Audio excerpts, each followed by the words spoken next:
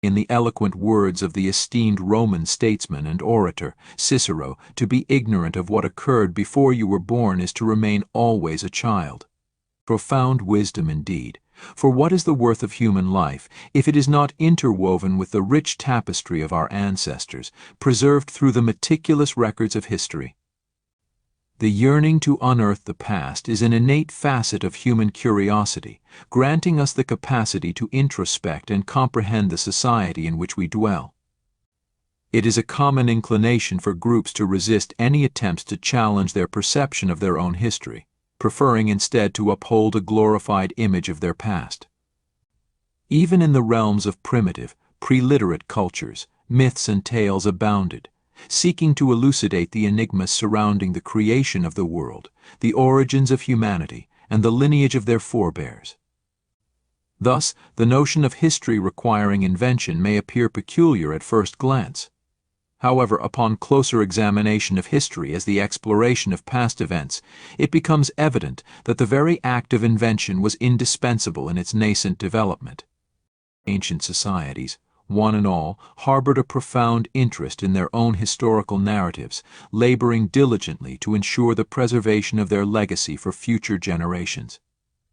Rather than documenting historical events in isolation, these civilizations astutely intertwined them within the fabric of their economic, religious, and diplomatic records. It was during the 3rd millennium BC that ancient Egypt, in all its grandeur, initiated a tradition of meticulously maintaining royal genealogies in a chronological manner. Similar practices were observed in the fertile lands of Mesopotamia and the ancient realm of India, where rulers dutifully recorded their military triumphs and the grandeur of temple constructions. Yet, it is worth noting that the memoirs of commoners stood as a notable exception to this trend. Take, for instance, Ahmose, a valiant military helmsman of Egypt in the 16th century BC, who inscribed his biography upon the walls of his sepulchre, a testament to the desire of ordinary individuals to etch their mark upon the annals of time. In the 10th century BC, the enigmatic Chinese spellcaster, Qiang, ingeniously interwove his family's history into the grand tapestry of the ruling dynasty, further exemplifying the intricate relationship between personal narratives and the broader historical context. Mythology, with its captivating allure, has indubitably exerted a profound influence upon the human perception of the past. These myths, often conveyed through the grandeur of epic tales, were passed down through the ages via the oral traditions of our ancestors, and in due course found expression through sacred theatrical interpretations. Despite the fantastical nature inherent to mythology, it served as a binding force, forging a sense of communal unity and fostering a profound connection with both tangible and fictitious predecessors. Let us embark upon a journey through the annals of history, where two distinct traditions of historical writing emerged, spanning the opposite sides of Eurasia. These traditions have captivated the minds of scholars for generations to come. Let us first traverse the ancient lands of China, where during the early 1st century BC, the illustrious court astrologer Sima Qian meticulously crafted a magnum opus known as Shiji, or the Grand Scribe's Records.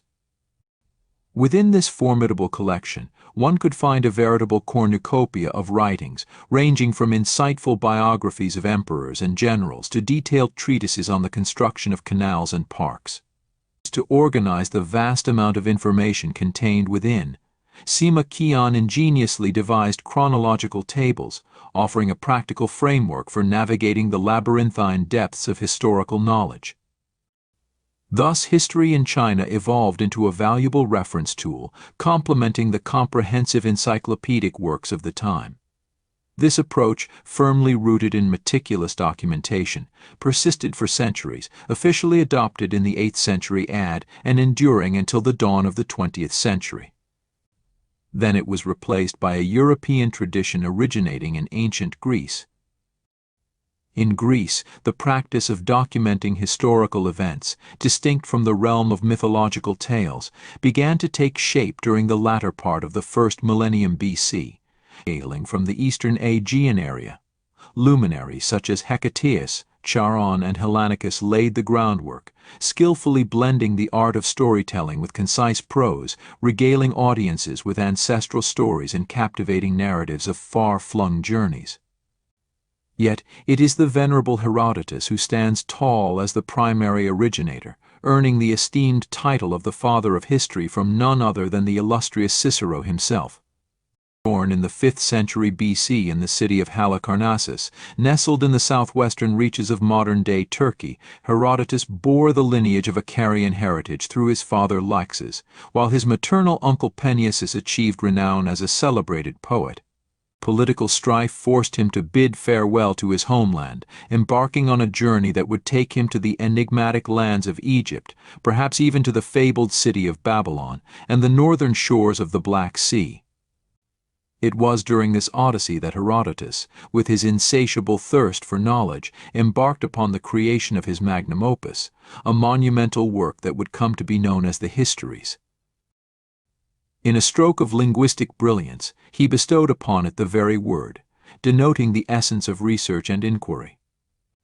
Herodotus elucidated his intentions, stating that his endeavor sought to ensure that the deeds of men would not be forgotten with the passage of time, nor the magnificent accomplishments of both Hellenes and barbarians fade into obscurity.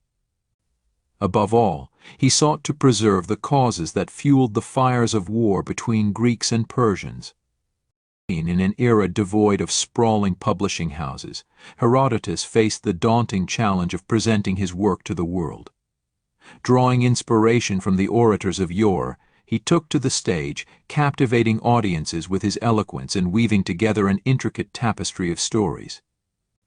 To enthrall his listeners, he skillfully inserted extensive digressions, regaling them with tales of distant lands and events that, though not directly related to his subject, added a captivating allure to his narrative. The Histories, while not always adhering strictly to chronological coherence, emerged as a cohesive work, intricately linked by a singular plot.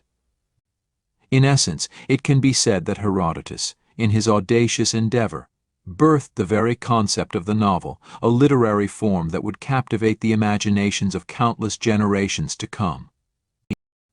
While Herodotus did not shy away from sharing tales of myths and miracles, he approached them with a discerning eye.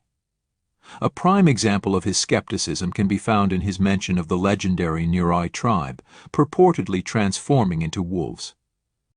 Herodotus, ever the discerning historian, expressed his personal reservations regarding this particular tale, casting an inquisitive gaze upon the veracity of such claims.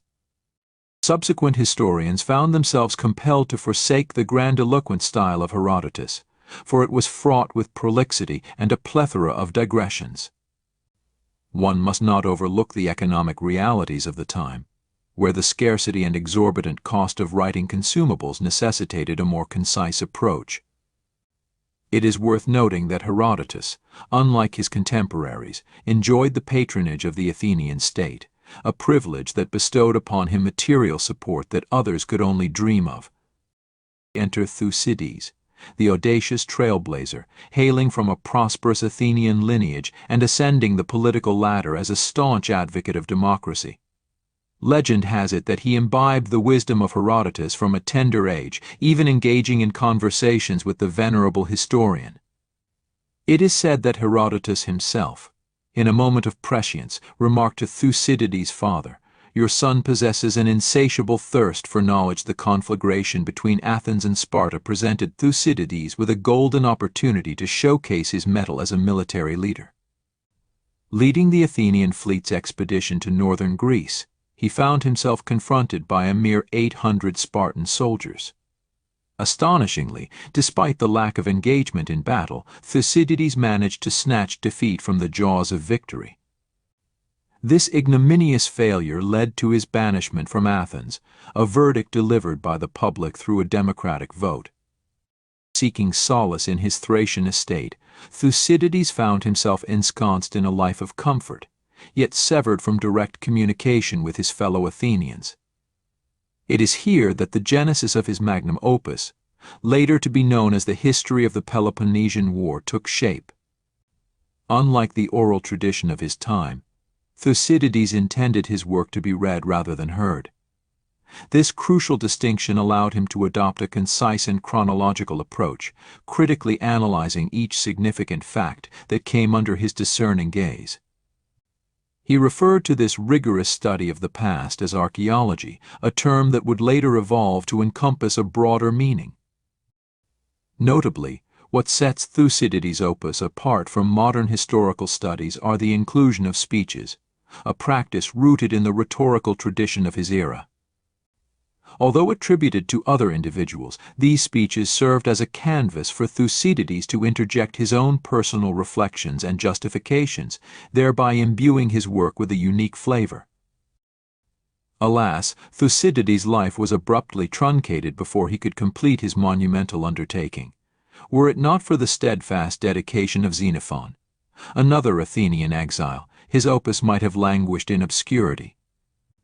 Xenophon, hailing from a distinguished aristocratic lineage, had the privilege of being a student of the illustrious Socrates during his formative years.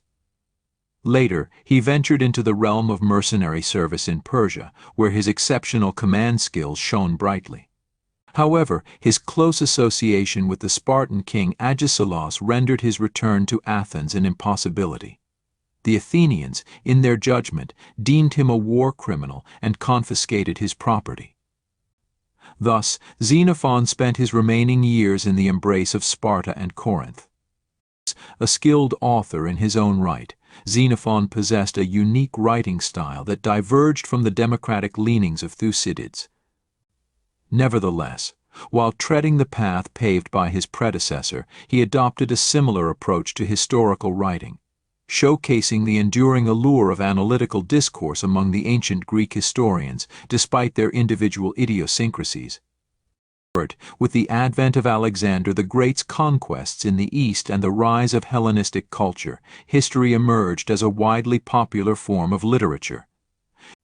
It was believed that a historian should possess an intimate understanding of the events they chronicled, coupled with first-hand knowledge of the subject matter, all while conveying their ideas in a lucid and captivating manner. However, amidst this burgeoning interest, one could not escape the influx of inexperienced and mediocre writers vying for fame in the field of history.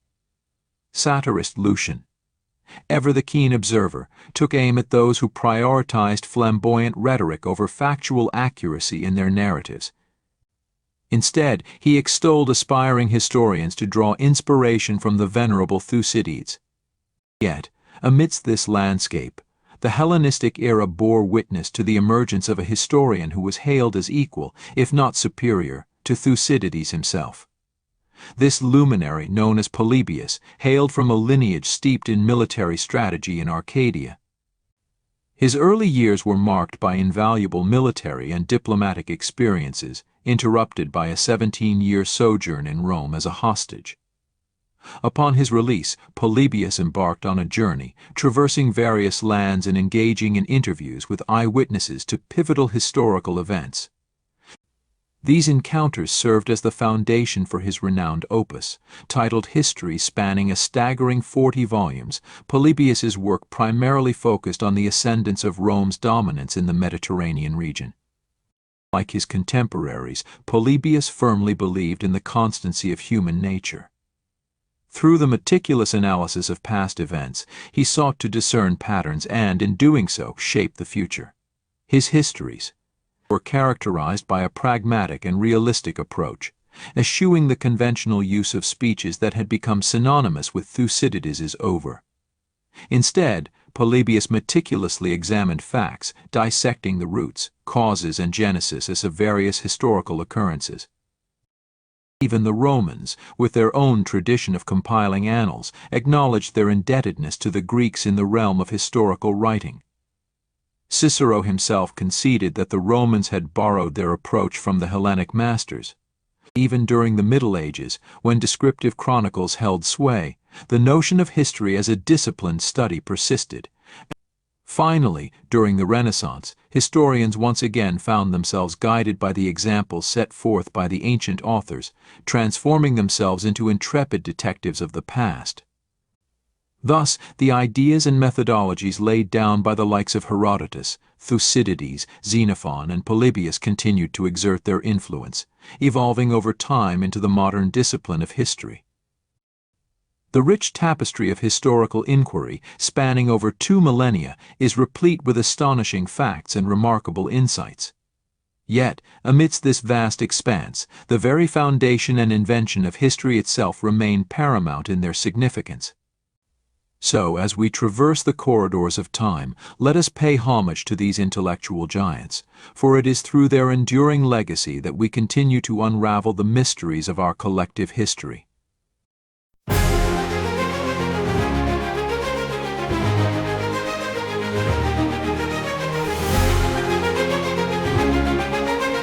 If you enjoy our short informative video, put your like and subscribe. Do not miss our upcoming videos. We may be a bit awkward, but we always manage to have a good time and find joy in the little things.